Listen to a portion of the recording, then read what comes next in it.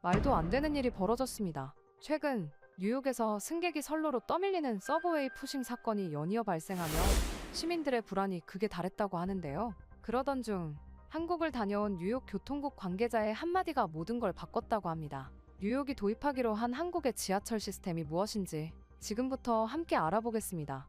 안녕하세요. 저는 뉴욕 교통국에서 일하는 레이첼이라고 합니다. 뉴욕 교통국 부국장으로 있죠. 저는 항상 저희 나라에 자부심을 가지고 있었습니다.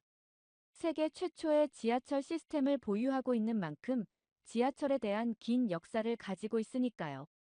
하지만 한 통의 전화가 제 신념을 완전히 뒤흔들어 놓고 말았죠. 바로 제 아들 루카스가 사고를 당했다는 소식이었습니다. 순간 가슴이 덜컥 내려앉았습니다. 병원으로 달려가는 동안 온갖 불안한 생각들이 머릿속을 스쳐 지나갔어요. 나중에 들은 이야기로는 루카스가 학교를 마치고 친구들과 함께 집으로 돌아가는 길이었다고 합니다. 출근 시간만큼이나 혼잡한 저녁 러시아워. 플랫폼은 발 디딜 틈 없이 사람들로 가득 차 있었죠. 그때 한쪽에서 술에 취한 남성이 비틀거리며 큰 소리로 욕설을 내뱉고 있었다고 해요. 주변 승객들이 그 사람을 피하려고 했지만 갑자기 그가 균형을 잃으면서 루카스를 선로로 세게 밀쳐버렸답니다. 순식간에 중심을 잃은 루카스는 그대로 선로 아래로 떨어질 뻔했어요. 다행히 옆에 있던 승객이 루카스를 재빨리 붙잡아 주었지만 단 2초만 늦었어도 돌이킬 수 없는 사고가 될 뻔했다고 합니다. 병원에 도착해 보니 루카스는 창백한 얼굴로 앉아 있었습니다. 엄마, 나 더 이상 지하철 타기 싫어. 루카스의 떨리는 목소리를 들으며 가슴이 미어졌죠. 다행히 옆에 있던 승객이 붙잡아줘서 큰 사고는 면했지만 제 아들이 죽을 수도 있었다는 생각에 온몸이 떨렸습니다. 그날 밤, 저는 병원 침대 옆에서 잠든 루카스를 바라보며 밤을 지새웠습니다. 아들의 평화로운 숨소리를 들으며 수없이 많은 생각이 스쳐 지나갔죠. 제가 일하는 뉴욕 교통국의 시스템이 우리 아이를 지켜주지 못했다는 자책감이 가슴을 무겁게 눌렀습니다. 그러다 충격적인 정보를 접하게 되었죠. 루카스를 재운 뒤 병원 로비에서 커피를 마시며 휴대폰으로 뉴스를 보고 있었어요. 그때 우연히 세계에서 가장 안전한 지하철이라는 기사를 발견했습니다. 한국의 지하철 시스템에 대한 내용이었죠. 기사를 읽어 내려갈수록 제 눈이 커졌어요. 10년간 단 한 건의 추락 사망, 사고도 없었다는 통계, 100%에 가까운 스크린도어 설치율, 1분 이내 사고 대응 시간. 처음에는 이 수치들이 믿기지 않았습니다. 이게 정말 가능한 일일까? 의심하는 마음에 더 자세히 찾아보기 시작했어요. 노트북을 꺼내 한국 지하철에 대한 모든 자료를 수집하기 시작했습니다. 학술 논문, 기술 보고서, 안전관리 매뉴얼까지. 밤이 깊어갈수록 제 노트북 화면은 자료들로 가득 찼죠. 특히 충격적이었던 건 사고 예방 시스템이었어요. AI가 이상 행동을 실시간으로 감지하고 자동으로 대응하는 시스템이라니. 우리 뉴욕에서는 상상도 못할 일이었습니다. 더구나 그들의 사고 대응 매뉴얼은 너무나 체계적이었어요. 모든 상황이 시뮬레이션 되어 있었고 각 상황별 대처 방안이 완벽하게 준비되어 있었죠. 반면에 저희 나라는 세계 1위.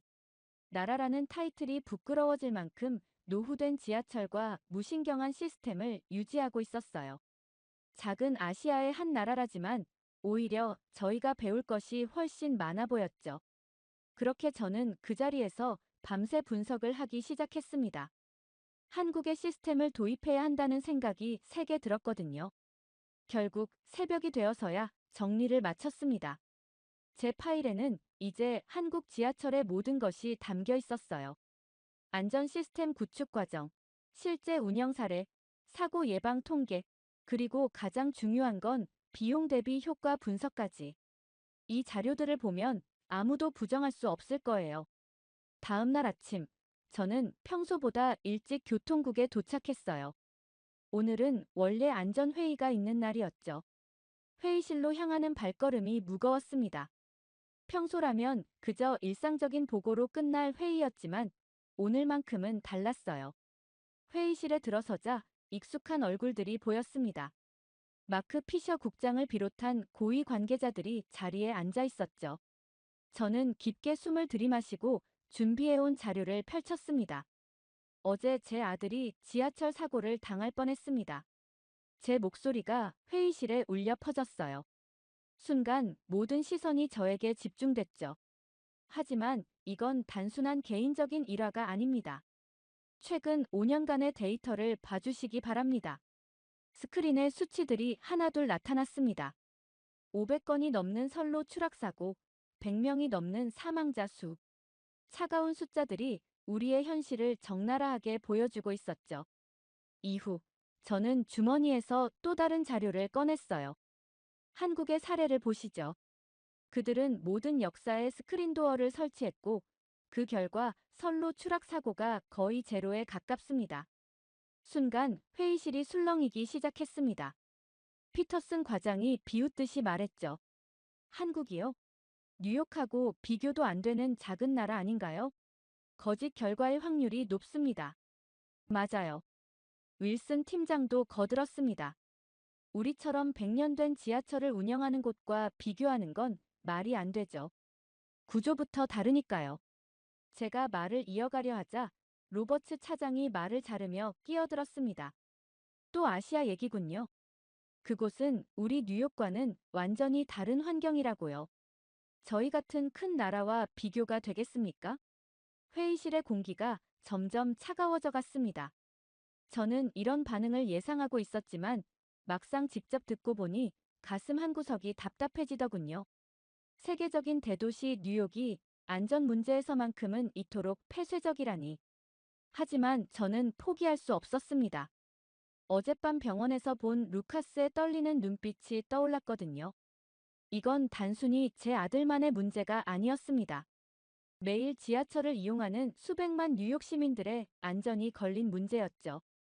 회의는 결국 냉랭한 분위기로 끝이 났지만 제 마음속에서는 작은 불씨가 타오르기 시작했습니다. 이대로 물러설 순 없었어요. 더 구체적이고 실질적인 해결책을 찾아야 했습니다. 책상으로 돌아오는 발걸음이 무거웠지만 제 마음은 그 어느 때보다도 단단했습니다. 회의가 끝난 후 저는 사무실로 돌아와 컴퓨터 앞에 앉았습니다. 냉랭했던 회의실의 공기가 아직도 제 어깨를 무겁게 누르고 있었죠. 하지만 이대로 포기할 순 없었습니다. 모니터 화면에는 전 세계 지하철 시스템에 대한 자료들이 펼쳐져 있었어요. 깊은 한숨을 내쉬며 자료들을 하나하나 살펴보던 중 제 시선이 한 기사에 멈췄습니다. 세계에서 가장 안전한 지하철 시스템을 구축한 국가들 중 하나, 대한민국. 전문가들의 평가에 따르면 한국은 최첨단 안전 시스템과 완벽한 운영 체계를 갖춘 모범 사례로 꼽히고 있었죠. 기사를 읽어내려가면서 제 마음속에 하나의 생각이 자리 잡기 시작했죠. 직접 가봐야겠어요. 저는 결심했습니다. 책상 위 달력을 보며 출장 계획을 세우기 시작했어요. 물론 쉽지 않은 결정이었습니다. 루카스는 아직 병원에서 회복 중이었고 남편도 걱정스러워했죠. 다음 날 아침, 피셔 국장의 사무실 문을 두드렸습니다. 한국행 출장을 신청하고 싶습니다. 제 말에 피셔 국장은 펜을 내려놓고 의아한 눈길로 저를 바라봤어요. 레이첼, 당신도 어제 회의에서 다들 뭐라고 했는지 들었잖아요. 한국은 우리와 전혀 다른 환경이에요. 거기 가서 뭘 보겠다는 거죠? 직접 확인해 보고 싶습니다.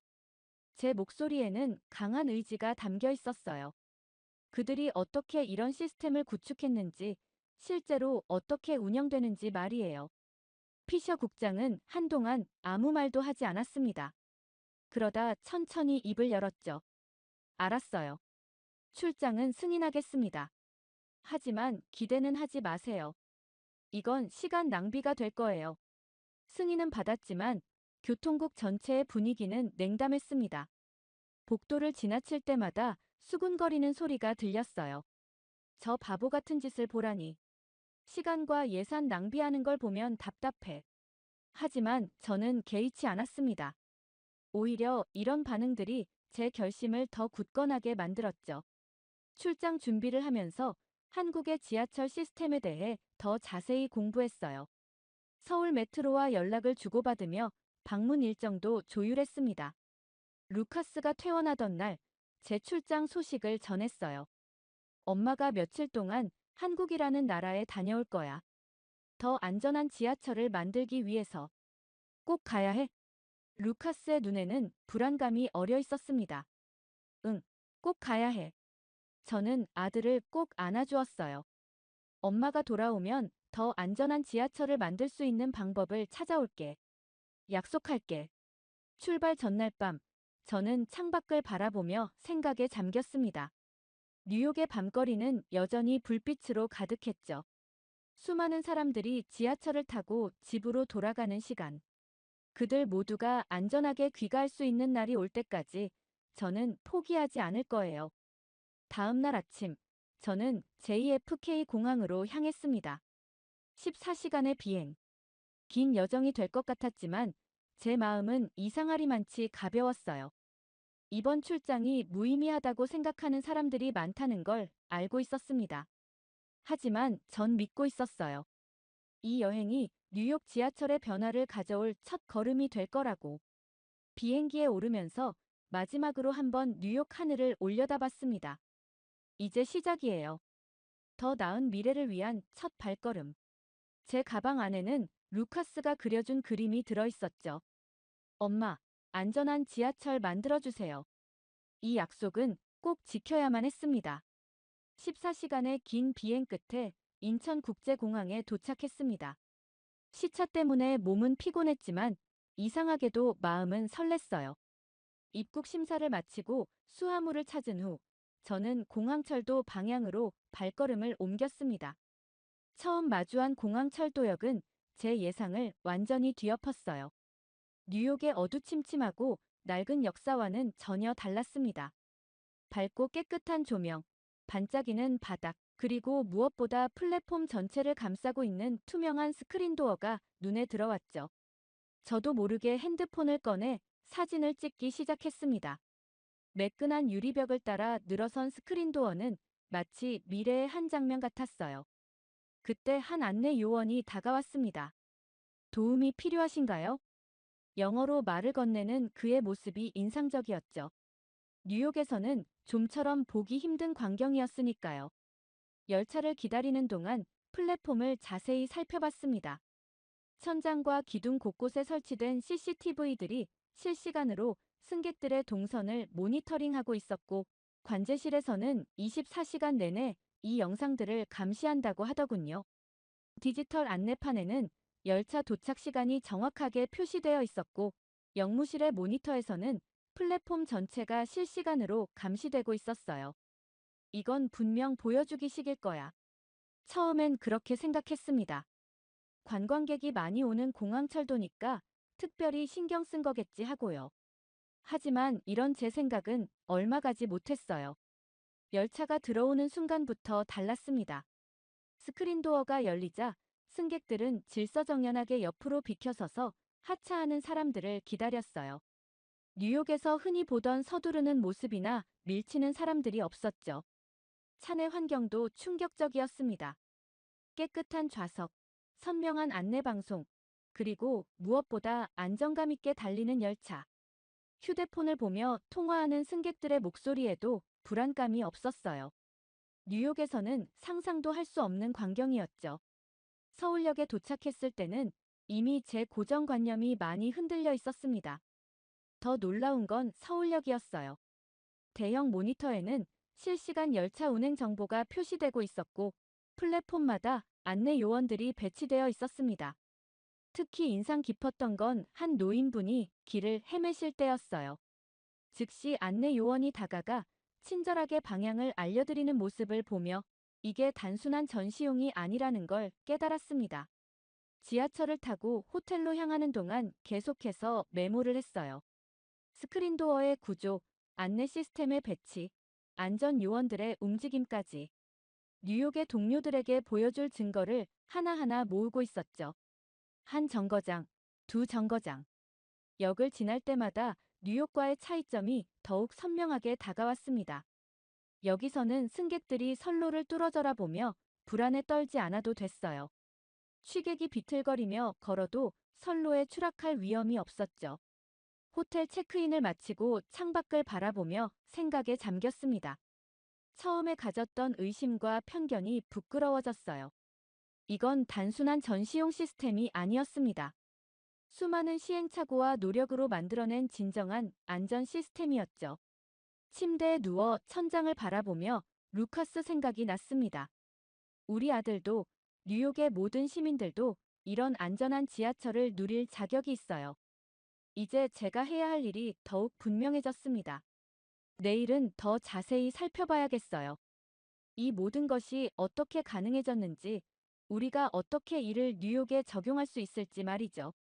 다음 날 아침, 서울교통공사 본사에서 김윤석 CTO를 만났습니다. 첫인상부터 인상적이었어요. 그는 제가 준비해간 질문들을 하나하나 꼼꼼히 듣고 답변해 주었죠. 먼저 관제센터부터 둘러보시죠. 김윤석 CTO의 안내를 따라 지하철 통합관제센터로 향했습니다. 문을 열자마자 압도적인 광경이 펼쳐졌어요. 벽면 가득 설치된 대형 모니터들이 서울 전역의 지하철 상황을 실시간으로 보여주고 있었습니다. 이게 바로 우리의 AI 감지 시스템입니다. 김 CTO가 한 화면을 가리켰어요. 사람이 쓰러지거나 이상 행동을 보이면 즉시 감지해서 알려주죠. 취객이 비틀거리는 것도 누군가 선로에 접근하는 것도 모두 파악됩니다. 제 눈앞에서 실제 상황이 벌어졌습니다. 한 승객이 플랫폼에서 갑자기 어지러워하는 모습이 포착됐어요. 시스템이 즉시 이를 감지했고 불과 30초 만에 영무원이 현장에 도착했죠. 놀라우신가요? 김 CTO가 미소를 지었습니다. 이건 시작일 뿐이에요. 3D 스마트 스테이션 시스템도 보여드리겠습니다. 다음으로 향한 곳은 특별 관제실이었어요. 그곳에서는 3D로 구현된 역사 내부가 실시간으로 모니터링되고 있었습니다. 마치 시뮬레이션 게임을 보는 것 같았어요. 이 시스템으로 실시간 혼잡도를 파악하고 조절할 수 있습니다. 김 CTO의 설명이 이어졌어요. 특정 구간이 혼잡해지면 열차 배차 간격을 자동으로 조절하죠. 출구별 혼잡도도 분석해서 승객들에게 덜 붐비는 출구를 안내합니다. 제 머릿속에는 뉴욕의 러시아워가 떠올랐습니다. 매일 아침 사람들이 서로 밀치며 고군분투하는 모습이었죠. 이런 시스템이 있었다면 얼마나 달라졌을까요? 가장 중요한 건 실시간 긴급 대응 시스템입니다. 김 CTO가 또 다른 화면을 보여줬어요. 사고가 발생하면 즉시 모든 시스템이 연동됩니다. 열차 제동, 역사 내 안내방송, 구조팀 출동까지 모두 자동으로 이뤄지죠. 시연을 보여주기 위해 모의 상황을 만들었습니다. 승강장에서 화재가 발생했다는 가정이었어요. 경보가 울리자마자 주변 열차들이 자동으로 감속했고 환기 시스템이 작동했으며 대피 경로가 스크린에 표시됐습니다. 모든 게 자동화되어 있군요. 제가 감탄했더니 김 CTO가 고개를 저었습니다.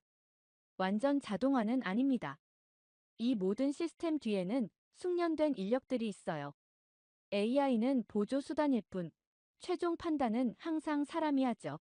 점심시간이 되자 김 CTO는 제게 지하철역 구내식당으로 안내했습니다. 이것도 문화 충격이었어요. 영무원들이 한자리에 모여 식사하며 정보를 공유하고 서로의 고민을 나누는 모습이 인상적이었죠. 안전은 시스템만으로 이루어지지 않습니다. 김 CTO가 말했어요. 이렇게 직원들이 서로 소통하고 경험을 나누는 것도 중요한 부분이죠.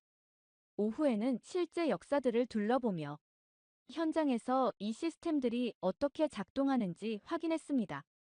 영무원들의 움직임, 승객들의 동선, 시스템의 반응까지 모든 것이 유기적으로 연결되어 있었어요. 하루 종일의 견학을 마치며 저는 깊은 감동을 받았습니다. 이건 단순한 기술의 차이가 아니었어요. 안전을 바라보는 관점 자체가 달랐습니다. 뉴욕에서는 사고가 발생한 후에 대응하는데 중점을 뒀다면 여기서는 사고를 미리 예방하는데 모든 노력을 기울이고 있었죠. 호텔로 돌아오는 길에 노트북을 펼쳐 오늘 본 것들을 정리했습니다. 이 시스템들을 뉴욕에 도입하려면 많은 난관이 있겠지만 이제는 확신이 생겼어요. 우리도 할 수 있다는 확신. 그리고 반드시 해야 한다는 사명감이었죠. 다음 날 아침, 서울역에서 김윤석 CTO를 다시 만났습니다. 오늘은 실제 현장에서 시스템 운영 상황을 더 자세히 살펴보기로 했죠. 영무실에 들어서자 여러 대의 모니터가 눈에 들어왔습니다. 각각의 화면은 플랫폼의 다른 구역을 보여주고 있었어요. 평소에는 이렇게 조용합니다. 김 CTO가 설명을 시작했죠. 하지만 만약의 상황에 대비해 24시간 모니터링이 이루어지고 있어요. 그때였습니다. 갑자기 모니터 화면 하나가 붉은색으로 변하더니 경고음이 울렸어요. 순간 영무실의 공기가 긴장감으로 가득 찼습니다. 4번 승강장에서 한 승객이 선로로 떨어진 것이었죠. 지금 바로 현장으로 가보시죠. 김 CTO의 말이 채 끝나기도 전에 우리는 뛰기 시작했습니다. 플랫폼에 도착했을 때 이미 상황은 통제되고 있었어요. 사고 발생 후 단 30초 만에 해당 구간을 운행하던 모든 열차가 자동으로 긴급 정지했다고 합니다. AI 시스템이 승객의 추락을 즉시 감지하고 관련 프로토콜을 자동으로 가동한 거죠. 더 놀라운 건 그 다음이었습니다. 사고 발생 후 1분도 되지 않아 구조대가 현장에 도착했어요. 미리 배치된 구조 인력들이 신속하게 대응한 덕분이었죠. 승객은 다행히 크게 다치지 않았고 신속하게 병원으로 이송됐습니다. 뉴욕이었다면 저도 모르게 중얼거렸어요. 김 CTO가 물었습니다. 뉴욕에서는 이런 상황에 어떻게 대처하나요? 최소 10분은 걸립니다. 제 목소리가 떨렸어요. 신고를 받고 상황을 파악하고 구조대가 도착하기까지. 그 사이에 다른 열차가 진입할 수도 있죠. 현장이 정리되는 동안 김 CTO는 상황실로 돌아가 사고 대응 과정을 자세히 설명해 주었습니다. AI 시스템이 어떻게 사고를 감지했는지, 각 부서가 어떻게 연계되어 대응했는지 모든 것이 매뉴얼화되어 있었어요. 이런 신속한 대응이 가능한 이유는 세 가지입니다. 김 CTO가 설명했죠. 첫째, AI 기술을 통한 즉각적인 사고 감지. 둘째, 자동화된 초기 대응 시스템. 셋째, 잘 훈련된 현장 인력이죠. 저는 노트북을 펼쳐 모든 내용을 기록했습니다. 뉴욕에서라면 상상도 할 수 없는 대응 속도였어요. 우리는 아직도 수동으로 많은 것들을 처리하고 있었고, 그로 인한 시간 낭비가 너무나 컸죠. 이런 시스템을 구축하는데 얼마나 걸렸나요? 제가 물었습니다. 처음부터 이렇지는 않았어요. 김 CTO가 답했습니다. 수많은 시행착오와 실패를 겪었죠. 하지만 한 번의 사고도 용납할 수 없다는 원칙 아래 계속해서 시스템을 개선해 왔습니다. 그의 말을 들으며 루카스의 사고가 떠올랐어요. 만약 그때 뉴욕 지하철에 이런 시스템이 있었다면 제 아들은 그런 공포를 겪지 않았을 거예요. 사무실로 돌아와 오늘 있었던 일을 정리하면서 저는 뉴욕 시스템의 문제점을 더욱 선명하게 직시하게 됐습니다. 우리는 너무 오랫동안 어쩔 수 없다는 말로 변화를 미뤄왔어요. 100년 된 시스템이라는 핑계로 비용 문제를 이유로 우리는 시민들의 안전을 뒷전으로 밀어두었던 거죠. 창밖으로 서울의 밤거리가 보였습니다. 수많은 사람들이 안전하게 귀가하는 모습. 이게 바로 우리가 만들어야 할 뉴욕의 모습이에요. 더 이상 변명은 없습니다. 이제 우리도 변해야 할 때예요. 한국에서의 마지막 밤, 저는 밤을 새워가며 보고서를 작성했습니다. 직접 본 모든 것들, 경험한 모든 순간들을 놓치지 않으려 했어요. 특히 그 사고 대응 장면은 가장 먼저 자세히 기록했죠. 뉴욕으로 돌아오는 비행기 안에서도 계속해서 보고서를 다듬었습니다. 단순한 시스템 비교가 아닌 우리가 실제로 도입할 수 있는 구체적인 방안들을 담으려 노력했어요. 비용 문제에 대한 해결책도 단계적 도입 방안도 꼼꼼히 준비했죠. JFK 공항에 도착하자마자 곧장 교통국으로 향했습니다. 평소와 다름없이 복잡한 지하철을 타고 가면서 이제는 모든 게 달리 보였어요. 스크린도어 하나 없는 승강장, 끊임없이 울리는 각종 경보음, 불안하게 서 있는 승객들. 이 모든 것들이 이제는 바뀌어야 할 대상으로 보였습니다. 교통국에 도착하자마자 긴급회의가 소집됐어요. 피셔 국장을 비롯한 고위 관계자들이 모두 모였습니다. 제가 준비한 보고서를 나눠드리며 발표를 시작했죠. 한국의 지하철 시스템은 우리가 생각했던 것 이상입니다. 프레젠테이션 화면에 한국의 시스템 사진들이 하나씩 떴어요. 단순한 시설의 차이가 아닙니다. 안전을 바라보는 관점 자체가 다르죠. 보고서에는 제가 본 모든 것이 담겨 있었습니다. AI 기반 감시 시스템, 실시간 사고 대응 체계, 그리고 그 충격적인 사고 현장의 기록까지. 특히 사고 대응 시간에 대해 설명할 때는 회의실이 술렁였어요. 30초 만에 열차 정지, 1분 안에 구조대 도착이라고요? 톰슨 부장이 믿기지 않는다는 듯 물었습니다. 하지만 피셔 국장의 표정은 여전히 부정적이었어요. 레이첼, 당신도 알잖아요. 뉴욕은 특수한 상황이에요. 우리는 세계에서 가장 오래되고 복잡한 지하철 시스템을 가지고 있죠. 이런 변화는 현실적으로 불가능합니다. 그때였어요. 제 안에 있던 무언가가 폭발했습니다. 그럼 우리는 계속 이대로 있어야 한다는 건가요? 목소리가 떨렸지만 단호했죠. 제 아들이 겪은 사고를 아시죠? 그건 우연이 아니었어요. 우리 시스템의 허점이 만든 필연적인 결과였습니다. 회의실이 조용해졌어요. 저는 계속해서 말을 이어갔습니다. 매일 수백만 명의 시민들이 우리 지하철을 이용합니다. 그들 모두가 잠재적인 피해자가 될 수 있어요. 이대로 방치할 순 없습니다. 놀랍게도 윌슨 팀장이 먼저 입을 열었습니다. 레이첼 말이 일리 있습니다. 우리도 변화가 필요한 시점 아닐까요? 피터슨 과장도 고개를 끄덕였어요. 단계적으로라도 시도해 볼 만하지 않을까요? 적어도 사고가 자주 발생하는 역부터라도. 회의실의 분위기가 조금씩 바뀌기 시작했습니다. 로버츠 차장은 구체적인 예산 검토를 제안했고 존슨 부장은 시범 사업 가능성을 언급했어요.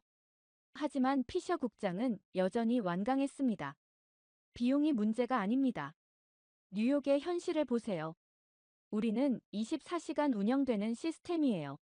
공사 자체가 불가능합니다. 그래서 준비했습니다.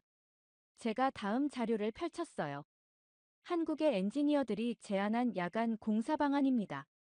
24시간 운영을 유지하면서도 단계적으로 시스템을 개선할 수 있는 방법이죠. 회의는 예상보다 길어졌습니다. 치열한 논쟁이 이어졌지만 분위기는 분명 달라지고 있었어요. 더 이상 변화가 불가능하다는 의견은 소수가 되어가고 있었죠.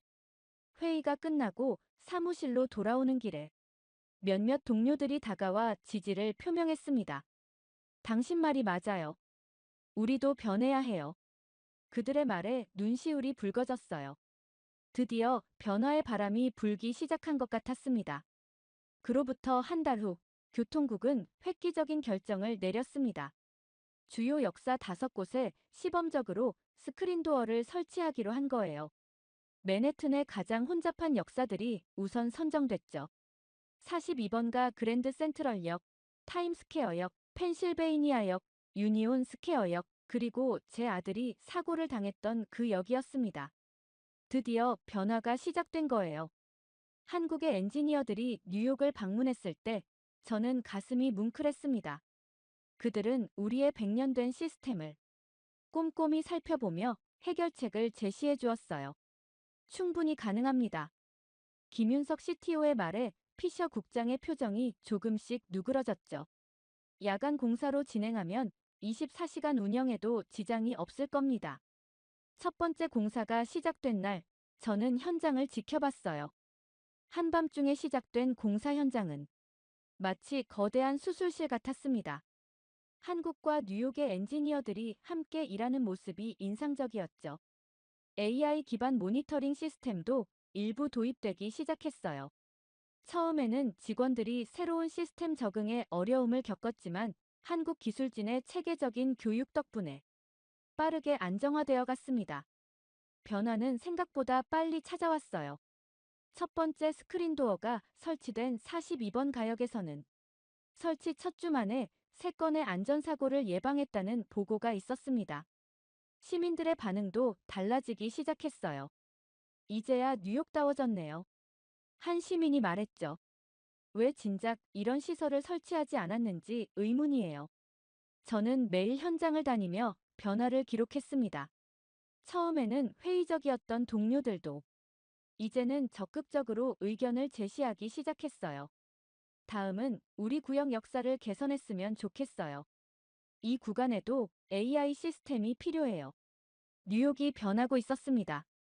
3개월이 지났을 때 첫 번째 통계가 나왔습니다.